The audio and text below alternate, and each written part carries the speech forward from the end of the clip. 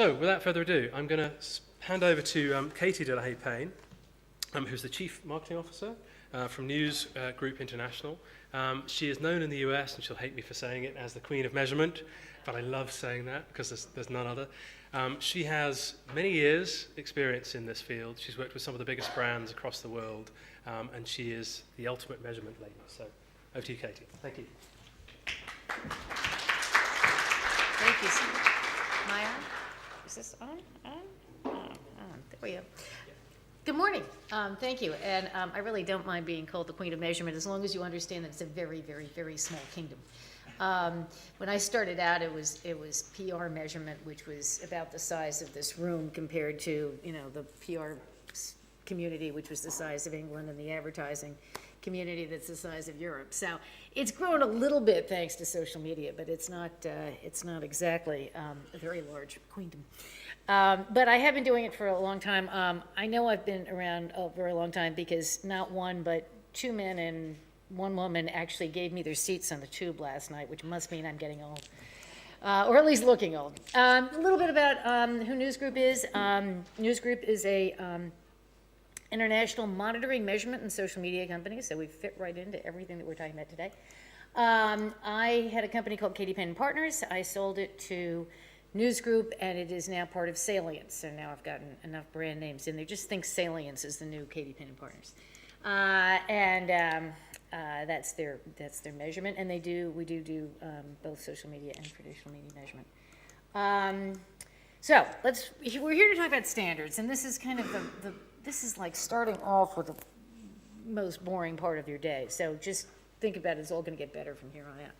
But the disturbing thing is the Reagan organization, along with Thomson Reuters, I believe, just released a study that basically said that the reason why nobody was measuring is because there weren't any standards. And I personally have been working on standards for public relations measurement for about 15 years, so that was a little discouraging. This was the just shoot me presentation, because literally everybody's like, oh, we don't have any standards, we need standards, blah, blah, blah. How many people here think we need standards for social media measurement? How many people know that 3 out of 6 of them have already been written? Yay! Thank you. SMM Standards is the .org is the website where we post them. Let me explain a little bit how these things work. So the idea of standards is that it is not a single number. It is not add value equivalency number. It is not an ROI number. We have some standard, basic, publicized specifications that have been, and I'll talk about how we get them, but what we're trying to do is establish a common language. Now, this is challenging because essentially there's a wide group of people trying to all agree on a common language. It's worse than the UN. And it does contain a technical specification, which you will see. It's designed to be used consistently. And really what we're trying to do is get consistency so that when you're looking at all of these different platforms and you're looking at all these different numbers, there is at least some commonality of data that you can look at and say, okay, this can be compared to that, because right now very little of it can be. So this is the big thing you got to remember. It is not about one group or another. What happened is initially the Institute for Public Relations of Measurement Commission, of which I'm a founding member, collaborated with AMAC, PRSA, the Global Alliance, and said we want to establish something, some level of standards. That was in 2000 and I can't remember, 9, and that was the Barcelona Principles. How many people here have heard about the Barcelona Principles? How many people here from Barcelona? Separate from soccer. Thank you for those who have heard of it. It was a very broad joint effort. We figured that there were about 45,000 people represented by all of those different organizations. They were a set of principles that basically were kind of like, let's all agree not to shoot puppies on Mother's Day. It was very broad, and it was as far as we could get. We agreed that add value equivalency was not the value of public relations, and that social media can and should be measured. That was, my idea was, let's take it to 10 steps further, but slowly we're getting there. I'm learning patience. Then the next year we said in Lisbon we need to establish standards for measuring social media. Great. Now, how many people here work in the public relations field? many people here work in sort of exclusively on the social media side, no public relations? Okay, so how would you on the social media side without the public relations people feel if we came along and said, we're gonna set your standards? Not good. So I said, we have to have a broader coalition. And what I did was, I have a house in New Hampshire that is a former dairy farm, and it has a big living room, and lobsters are nearby. So what I did was I took this initial coalition of AMEC, IPR, PRSA, and the Global Alliance and added to it various assorted other groups, including the Word of Mouth Marketing Association, the Advertising Research Foundation, FEBEP, which is a monitoring organization, the Society for New Communications Research, International Association of Business Communicators, the Council of PR Firms, and the Chartered Institute of PR Counselors Academy. Oh, pretty much every letter of the alphabet was represented. And I locked them in my living room and wouldn't let them out until we came to some agreement. We fed them a lot of lobsters and a lot of wine, and ultimately we sort of got together. Then, having done that, we were approached by another group, which is arguably represents an even larger group of people, which is the Media Resources Council. And this is a group that was chartered by Congress back in the 50s to establish definitions for television audience ratings. That's where it came from. It had been chartered by all these groups, 4As and all the advertising people and the IAB, to also come up with standards. So all of these different groups were all coming up with standards at this, roughly at the same time. And can't do any of this stuff if the clients don't buy into it. So we reached out and we got participation, and we've had participation from Dell, General Motors, McDonald's, Ford, Procter & Gamble, SAS, the software analytics company, Southwest Airlines, and Thomson & Reuters. So it's the three pillars is we've got agencies involved, we've got associations involved, and we've got clients involved. And what we did was we said, first of all, this has to be driven by the market. It has to be driven by what the clients want, not what we want to be able to technologically provide or can technologically provide, but what the clients want. So there's a lot of conversation about reach and frequency, which as a practitioner, I'm like, who cares? All I really care about is engagement. Doesn't matter, they need reach and frequency, so we addressed it. It's voluntary. Anybody can go to our website, smmstandards.org, and comment, and we take your comments into consideration as we evolve these things. We are using a standard ISO process, and obviously we're promoting competition, compliant with any antitrust laws. And what the process has actually physically been has been the conclave, and the coalition and being part of the conclave get together and have a discussion about what we're going to standardize. And the very first conversation took place in October of 2011 in Durham. A second one took place in New Hampshire last October. And we have periodic phone calls where we make progress on these various things. We post the interim standards to smmstandards.org, and I'll tell you where everything is in the process. But anyway, we post them. We wait for comments. Nobody ever comments, but we welcome your comments. Please comment. After a 2-month open comment period, the standards are considered to be published. Not that they're set in stone or concrete or anything else, but they're published after a 2-month open period, and then they become the approved standard. That's the ISO process that we're abiding by. In that first meeting back in 2011 in New Hampshire, we agreed that the first most important thing was content sourcing and methods. Reach and impressions was second, engagement was third, influence and relevance was fourth, opinion and advocacy, and impact and value. This order, this rank order of things, had more to do with the fact of to what extent do we feel like we can tackle any one of these things, or are we ready to tackle any of these things? And quite frankly, in 2011, think about that. That was, a long time ago in social media years. And we did not feel like we could actually perhaps tackle the whole impact and value thing right away. So we were starting with baby steps. The content standard was the biggest eye-opener for all of us, because what we really realized is the fact that if we're adhering to those principles of we're not going to be, anti-competitive, we've got to adhere to reach out to as broad a spectrum as possible. What we said was there's a content sourcing and methodologies table. What we agreed we needed was something akin to the labels that you see on food packages to say how many calories are in there and how much salt is in there, etc. Same exact thing. This is the proposed transparency table. It includes things like what is the time frame that is being analyzed here? Who's doing this? What channels are being analyzed? Is this just Twitter and Facebook, or is this Twitter, Facebook, and blogs, etc.? To how is the analysis done? I don't care what your logarithm is or your algorithms are. I just we need to know whether it's automated, manual, or hybrid, whether it's sampled, or whether it is complete. Right? These will enable anybody looking at a report, like any kind of a report, any kind of a measurement report, and figure out whether, in fact, you're looking at two different reports, can they actually be compared? What languages, what was a search string? The most important thing is your search string. We would like search strings attached to every report, all of them. We have 5,000 search strings for one of our clients.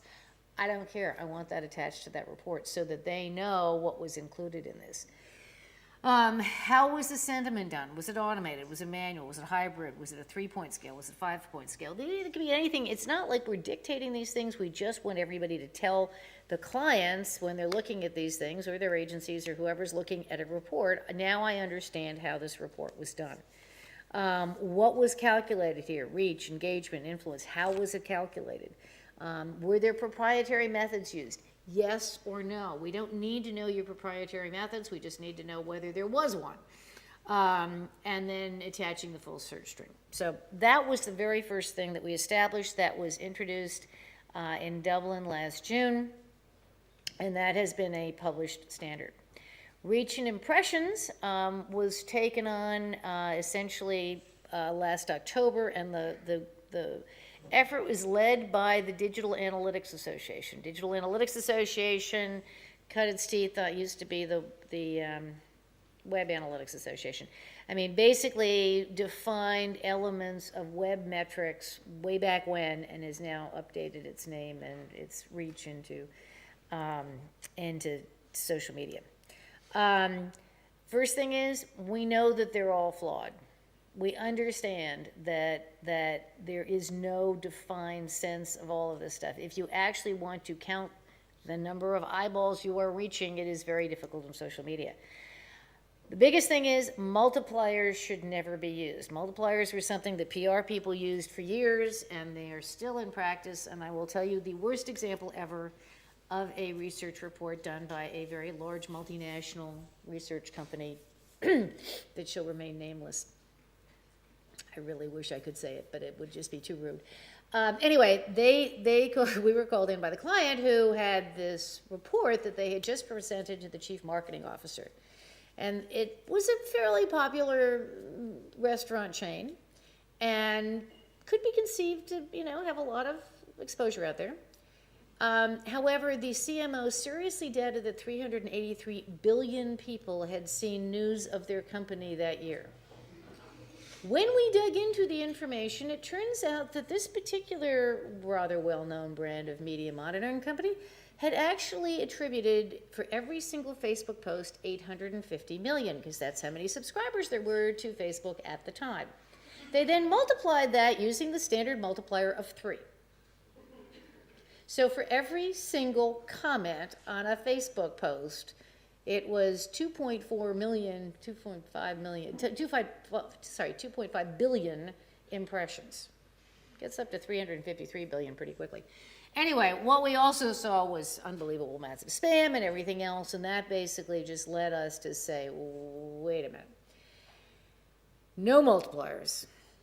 If you think about it, right, Facebook, 10% of Facebook is actually accessible to the likes of me or Radiant6 or Sysomos or anybody else.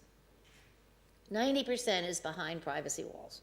So you're only seeing 10% of Facebook anyway. Then, as Luke said, EdgeRank restricts what you see based on what your preferences are anyway. So you're probably only seeing, 10% of the 10%. And how many people check their Facebook 24 hours a day, right? You're going to miss some stuff and you're not going to go that far down. And Twitter's even worse. I suspect that it's about 1%. So rather than multiplying things, you should be multiplying it by 0.01 to get the actual reach. But we don't know what that divider should be. And I've challenged a whole bunch of graduate students in various asserted colleges to come up with that number for me. But if anybody wants to volunteer some research time, I'd be very interested in that. So multiplier should not be used. A divider is more appropriate. And whatever the opportunities to see, I'm going to talk about these different terminologies in a minute, but we call them opportunities to see, because it is not actual reach. It is not actually making an impression. It's creating an opportunity to see your brand or a message about your brand. But it is specific to the channel, because you can't necessarily compare readership of a YouTube, viewership of a YouTube video to a tweet, to a Facebook post. So if you look at it and you say, okay, how many fans or likes are there on the page? It's good enough, right?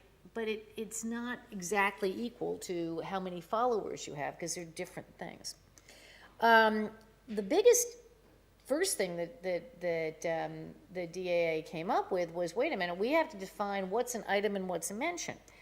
An item is a post. It is a post, it is a tweet, it is a comment on a post. It is an item for analysis. A mention means that item of analysis contains a mention of your brand or your product or whatever it is that you're trying to measure, right?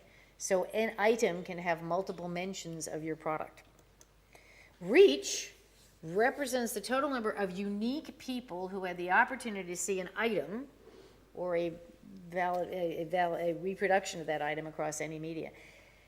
What that means is we're still guessing at this stuff, right? I mean, we're assuming, for the sake of argument, that likes gives you an opportunity to be a unique person seeing something. A follower on Twitter is that. It is not actually that, but it is what we are going to use because it is all we got. Impressions are the gross number of all of these opportunities to see. And they use the term displayed because it is now much more on a mobile, etc., mobile devices, etc. Now, interestingly enough, the MRC, the Media Ratings Council, is actually looking into how to define a viewable impression, and that's a whole other story that'll come out later. So engagement was what we tackled next. Engagement is basically some action beyond exposure, something other than nothing. It implies an interaction of some sort when somebody engages with you, whether they retweet you or reply to you or comment on your Facebook post. That is an engagement. Conversations are about you, right? So if there's a tweet that mentions me in the tweet stream here, okay, that's about me. I am not doing anything about that. That is a conversation. That is not an engagement necessarily with some piece of content I have put out there. Whatever it is that you are measuring here has to be tied to the goals and objectives. If you were in my session yesterday, you will have heard too much about that. But it is truly about tying the things back to objectives, and just getting more likes is probably not your only objective. The other thing to remember is, please, engagement happens online and offline. 90% of word of mouth happens offline. It happens around the football field, it happens around the water cooler, it happens other places. Do not think that just because you're focused on social media, that's where word of mouth is happening. It's not. It's happening a lot of other places. And the other thing is engagement can be negative or positive. And many, many, many people say, oh, I've got this much engagement going on because people, are talking about me. Well, I don't know how many of you followed the Susan G. Komen Foundation disaster last year, but I would imagine that there was an awful lot of engagement that they probably didn't want.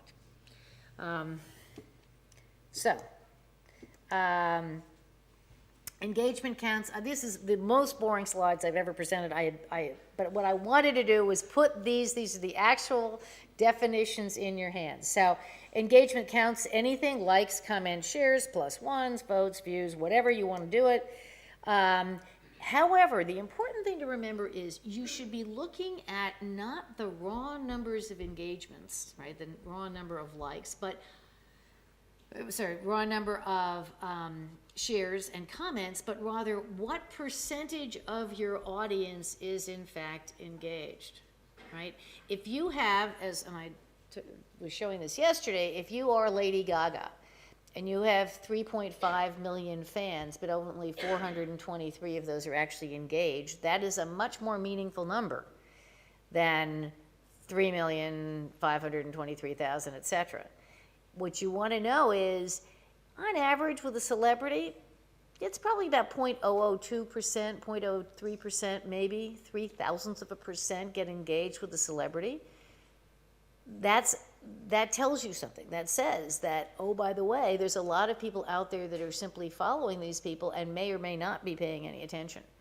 UNICEF has about a 1 to 2 to sometimes a 4% engagement rate. It's not a big number. But what you want to know is that number going up, right? Are you getting more engagement, or is it just, dragging along? Because if you keep building your likes and your engagement numbers stay the same, that's not really helping you. Everything needs to be thought of in specific channels. This is the problem, is the fact that it's very different. There's a big difference between a 140-character tweet and a 3-paragraph long blog post that gets a whole bunch of comments. And it depends upon your objectives, which is more important. The other very important thing is you need to be looking at, for engagement and frankly for reach and impressions and all that stuff, is it needs to be looked at the time of the engagement, right? At the time. So if I put a post up there, and what is a valid comment on a post probably is going to happen within the first week or two. If you are just counting comments, chances are you all of a sudden get a boost of comments 6 months down the road. Chances are that's comment spam or link back spam, but it's mostly comment spam, and it happens because there are bots out there that are going to dump stuff on you, and if you look at it, they're not really comments and they're not really valid. So you want to look at the first week, maybe 2 weeks of comments, and then everything else. Probably cut off the comments at that point, and that's your measure. But you should be looking at things by time, because social media is so time sensitive.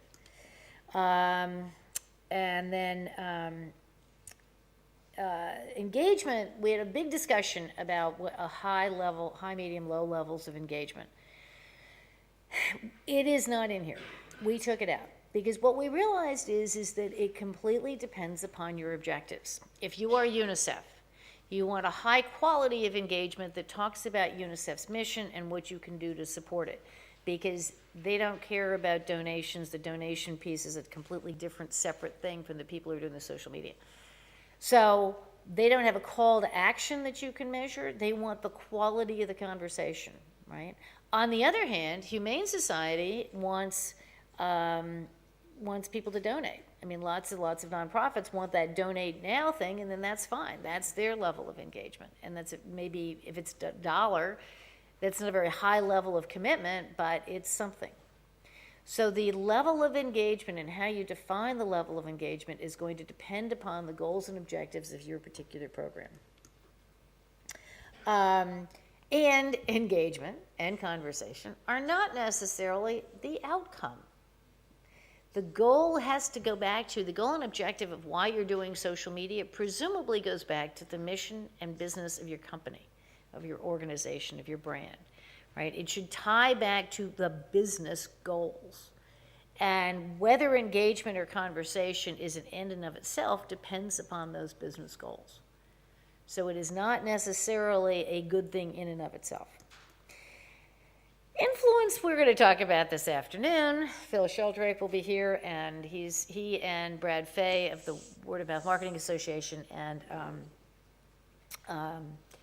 Keller Fay. And Keller Fay, Brad Fay has written this great book called the Face-to-Face book that really talks about influence in today's environment. And there's some very, very heated discussion, which is about to be posted on smmstandards.org, where we have come. There's an argument that says that there are 3 billion influencers in this world. Everybody is an influencer. There's the other side of it is the fact that an influencer has to have, a certain number of connections in a network. Not necessarily completely solved, but it is almost there. WOMA has its definition, and we've adopted that a little bit. So if you give me another few days, really, maybe till the end of the week, the influencer standard will be posted. Basically, what influence means is it happens when you are persuaded to change a behavior or an opinion that would not otherwise have been changed, right? Influence happens online and offline again, but it has to be an influence to change or think differently about something. It requires transparency. How have you calculated it? The big discussion is that how do you measure whether something has changed something, has influenced something, is a very, very, very complex thing that has been debated in psychology classes for years. It is not within the scope of the conclave or these standards documents. What we really want to tell you is it is not a score. It is not a cloud score or a single algorithm. I love the people at Tracker. It's got it's the model for what you need to be thinking of, but it is not necessarily anyone's particular algorithm. It can be an outlet or it can be an individual, and it must be specific. So what we decided was somebody is influential in social media, right? Because they have some reach, they have some engagement around the individual. In other words, the person has a certain number of followers, certain likelihood to retweet. They are tweeting or commenting or talking about your topic. That's what Tracker does so well. It identifies individuals who are talking about a particular tracker. There has to be a certain level of frequency about that topic. If I write about buying a washing machine as part of my measurement post, building a brick walkway, something I've done, I am not an expert on brick walkways or washing machines, right? I am not an influencer on any of those things, right? I write about goodwill and cheap clothing a lot. That does not make me a fashion expert, right? Because it has to be relevant and frequently about the topic that you're thinking about. And essentially what you want to understand is whether that person has the ability to get the target audience to change behavior or opinion. Ultimately, if a person you are identifying or trying to identify as influencer scores 0 on any one of those things, they're not an influencer. You have to have some level of value or addition or however you want to score these things, but you have to have something in every single one of those categories. Opinion and advocacy has not been discussed as a standard yet. All we've decided is that sentiment is overrated and overused. Automated sentiment is about 50% accurate at this point. It's very, very expensive to get it more accurate. There's a lot of debate about that particular topic. You are better off measuring something much more specific, like recommendations. In other words, literally going to look for something that says try it. It's very complicated because it has sentiment is not just I like, I love, I hate. It is how people feel about stuff, intended actions. And all that matters is however you do this, you are consistent and transparent about how you are doing it. Impact and value, I'm going to finish this up on time. Impact and value will always be dependent on your objectives, right? The value of your social media program, the value of a like, is irrelevant if it does not help your business. So whatever your objectives are, that's going to be the value. And so this whole notion of a like is worth $3 or $1.50 or whatever the heck it is completely specious argument. Doesn't matter, ignore it, move on, nothing to see here. You have to define what the outcome is that you want in advance if you are going to measure the impact and the value. What is it that you are trying to accomplish? ROI is a financial term. It means the amount you have put into a program less the amount you get from a program less the amount that you've put into a program. It is something used by accountants. Don't mess with it.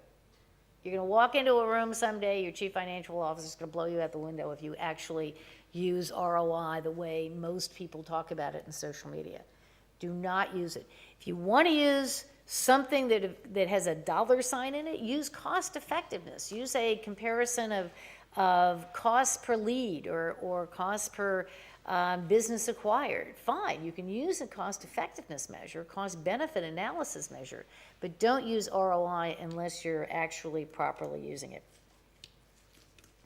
And value can be both positive. I've brought this much money in, I've brought this many leads in or whatever, or risk avoidance. And I give you the example of Georgia Pacific, who was embroiled in the whole battle with the Koch brothers in American politics and everything else. And a legislature in the state of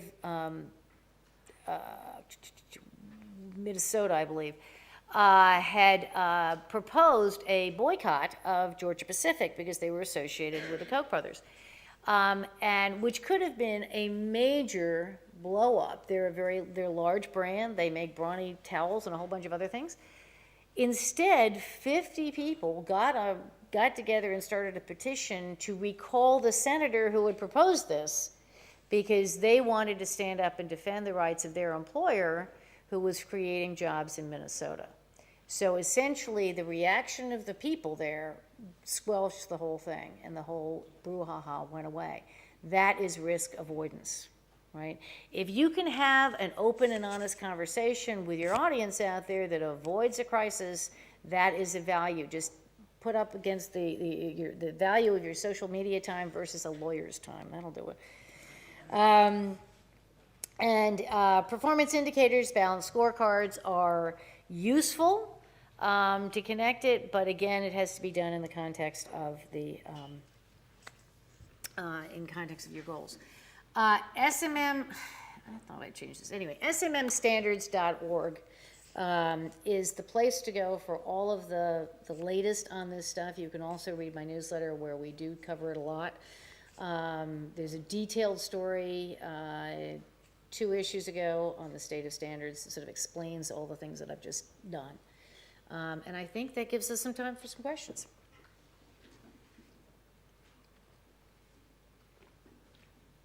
Oh, come on, you can't have no questions about standards. I have a question. I'll speak it into the mic for our live streamers. So Katie, this is great having standards. What's your feel on the rollout of this? I mean, what's the adoption like? Do you have organizations that are pushing this through? Well, the good news is the fact that when you have somebody like Procter & Gamble and General Motors and people like that behind you, and they say, okay, now we're going to do it this way, and they go out to their agencies and say you have to do it, what we're seeing is the transparency table is getting used. I get more requests from that. I'm actually trying to make it a little bit easier and more of a form to fill out rather than a PowerPoint slide, but we're working on that. I'm seeing requests for that a lot. So that first standard, I think, is being actually implemented. It's probably because it's the easiest one to implement. What I am seeing is a lot more consistency in how people are talking about these things. If you are into this or want to help, the best thing you can do is set up a Google alert for social media measurement standards.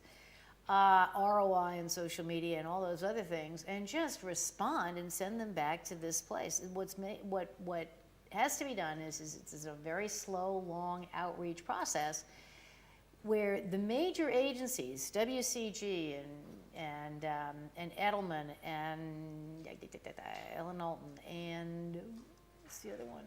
We've got major agencies around the table, and they are really helping force this thing out to all of their clients and all of their people. Where we really suffer is in the mid-sized agencies that are just, nose to the grindstone, trying to get this stuff done and not paying any attention. And so that's sort of my mission is to keep spreading the word. So if you have newsletters, blogs, tweets, whatever, please spread the word that these standards are being created. If you want to help, email me, katiepaine@katiepaine.com. It's not up there. Tweet me. Tweet me, call me, whatever. It's katiepaine@katiepaine.com. It's pretty easy to remember. So if you want to get involved, that's great. There's probably going to be another phone call within another couple weeks.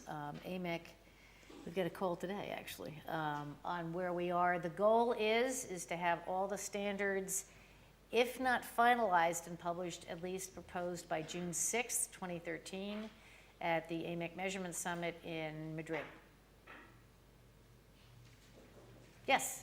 Just if you could wait for the mic for our live streamers, otherwise we lose. Basically, just to follow on from what you just said about when these things are finalised, as we've mentioned earlier, we're very much at the mercy of platforms and how they operate and how they change. What's the scope to actually change these standards as the platforms change? If we're talking, we started this process. The whole premise is the platforms will have, if the client side, so this is the reason why we did it the way we did it, which is to basically say, this is what the client sides are going to buy into. Therefore, platform folks, you need to have, you can do anything you want to on your platform, but ultimately it's going to have to produce some consistent numbers the way we're talking about it. So, the drive is from, this is what the clients want. So, yeah, we will adapt to the client's wishes, not the platform wishes. And I say that having a platform. Katie, just wondering whether you thought about accrediting the platforms that adopt this, because it seems to me that all of us are working in this world and definition's a good thing. And actually talking to the platform providers about being transparent about it and effectively league tabling them or showcasing them, those that are picking it up. Because it's a symbiotic relationship, it comes from both sides. Yeah, it definitely, and the problem that we're having there is the fact that, I don't know about the UK, but here, we can't highlight one, it's very difficult because we don't want to be antitrust, is what we don't want to be. So therefore, we have to be very delicate about the whole relationship with people providing platforms. What would be wonderful would be if an independent news organization like the Measurement Standard, awarded prizes to complying platforms and agencies and things like that, and that's a very good idea, and thank you very much. You won't see it coming out of the conclave. The conclave has to be very, very, very vendor neutral and avoiding that. That's not to say that some wonderful organization like our Social Times or anybody else couldn't create some momentum around that.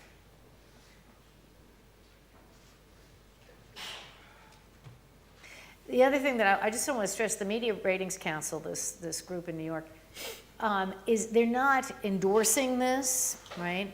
They're doing a very separate thing, but if you are on the digital advertising side or digital marketing side, you should be paying attention to what they're doing, because they are definitely, they've got probably more clout than I do, because they are chartered by our Congress and they do have sort of legal authority to, and a huge amount of clout, I hate to say the word, but anyway, clout behind them in terms of establishing some of these more complicated things relative to digital reach.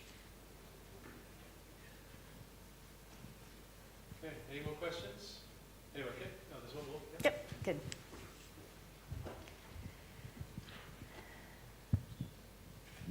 I realise this is quite a subtle area. Have you got any thoughts on policing down the line? That, again, is going to have to come from the client side, and there's no, the conclave is essentially a group of mutually interdependent people who are of a similar mind.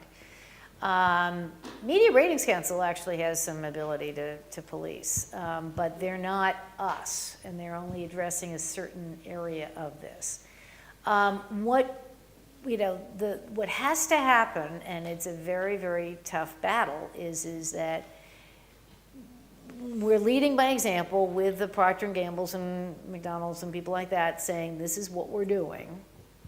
They will tell their agencies this is the way we're going to do it. Then the agencies presumably will then carry it out to their clients, etc. Shall we say, I've gotten in plenty of trouble already by sort of putting up a hall of shame of people who still use add value equivalencies. Despite efforts to throw me off the commission for doing that, I'm still here. So I'm more than happy to create walls of shame about it, but that's about the extent of the policing that you're going to see. Anybody here who's been named a measurement menace, I apologize. Unless there's any last questions, well. And anybody who wants to become a measurement maven by adopting all of these standards and sending me a case study, I would love it. I'm constantly looking for that. Yep.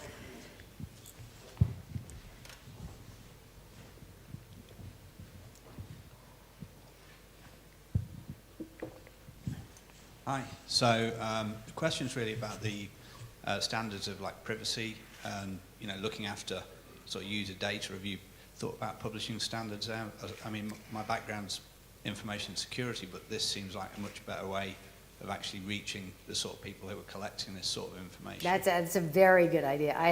We hadn't even gone there. Maybe let's get through June and then I'll talk. But I mean, I think that the privacy piece is tightly controlled, actually tightly tied in with what you can see and what you can't see.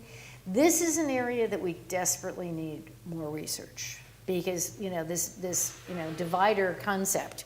Everybody says, oh yes, we need a divider. I had a conversation in Miami 2 weeks ago with the smartest PR research people in the world.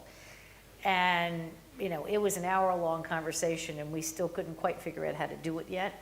But I think if we could figure that out, that would go a long way towards tying that privacy piece in, because then you'd sort of know what was and was not. I mean, the other thing is the fact that we're also dealing with people who, as you just said, information security, absolutely, top of mind. Marketing, yeah, they don't care.